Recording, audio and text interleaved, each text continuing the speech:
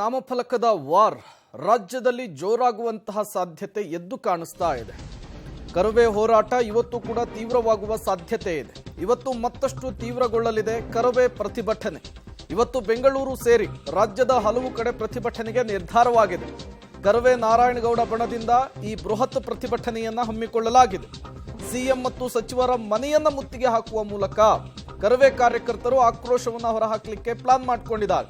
ಬೆಂಗಳೂರಿನ ಬೀದಿ ಬೀದಿಗಳಲ್ಲಿ ಗಲ್ಲಿಗಳಲ್ಲೂ ಕೂಡ ಇವತ್ತು ಕರವೇ ಕಹಳೆಯನ್ನ ಊದಲಿದೆ.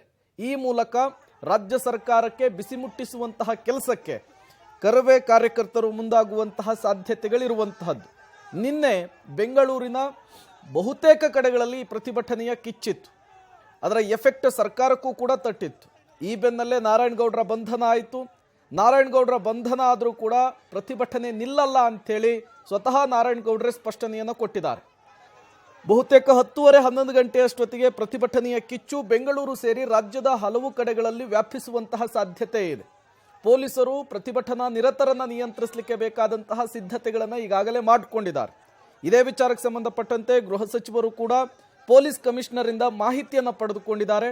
ನಿನ್ನೆ ಆದಂತಹ ಅವಾಂತರಗಳು, ನಿನ್ನೆ ಆದಂತಹ ತೀವ್ರ ಸ್ವರೂಪದ ಪ್ರತಿಭಟನೆಗೆ ಅವಕಾಶ ಕೊಡಬಾರ್ದು ಅನ್ನುವಂತಹ ಸೂಚನೆ ಕೂಡ ಪೊಲೀಸರಿಗೆ ಸಿಕ್ಕಂತೆ ಕಾಣಿಸ್ತಾ ಇದೆ.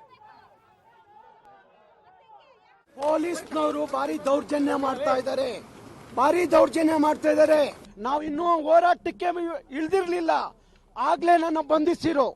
ಬೆಳಗ್ಗೆಯಿಂದ ನಮಗೆ ಊಟ ಕೊಟ್ಟಿಲ್ಲ. ನನಗೆ ಆರೋಗ್ಯ ಸರಿ ಇಲ್ಲ. ನನಗೆ ಬೆಳಗ್ಗೆಯಿಂದ ಮೆಡಿಸಿನ್ ಕೊಟ್ಟಿಲ್ಲ, ಮೆಡಿಸಿನ್ ತಗೊಂಡಿಲ್ಲ ನಾನು. ಇವರು ಬಲವಂತವಾಗಿ ನನ್ನ ಮೊಬೈಲ್ ಕಿತ್ಕೊಂಡು, ಎಲ್ಲ ಮೊಬೈಲ್ ಕಿತ್ಕೊಂಡು ಈ DCP ಭಾರಿ ದೌರ್ಜನ್ಯ ಸಿಗ್ತಾ ಇದ್ದಾರೆ. ಭಾರಿ ನೋವಾಗ್ತಾ ಇದೆ. ನಾವು 35 ವರ್ಷದ ಹೋರಾಟದ ಹಾದಿಯಲ್ಲಿ ಯಾವುದೇ ಅಧಿಕಾರಿಗಳು ಹೀಗೆ ನಡ್ಕೊಂಡಿರ್ಲಿಲ್ಲ. ನನ್ನ ಹತ್ರ ಹೀಗೆ ನಡ್ಕೊಂಡಿರ್ಲಿಲ್ಲ. ಭಾರಿ ದೌರ್ಜನ್ಯ ಮಾಡಿ, ದಬ್ಬಾಳಿಕೆ ಮಾಡಿ ಇಡೀ ನಮ್ಮ ಕಾರ್ಯಕರ್ತರನ್ನ ಇವತ್ತು ಭಾರಿ ಹಿಂಸೆಯನ್ನ ಕೊಡ್ತಾ ಇದ್ದಾರೆ. ಸಿದ್ದರಾಮಯ್ಯನವರೇ, ಮಾನ್ಯ ಗೃಹ ಸಚಿವರೇ, ನೀವು ನಿಮ್ಮ ಸರ್ಕಾರ ನಮ್ಮನ್ನು ಬಳಸ್ಕೊಂಡು ಇವತ್ತು ನಮಗೆ ಈ ತರ ಅನ್ಯಾಯ ಮಾಡ್ತಾ ಇದ್ದೀರಿ.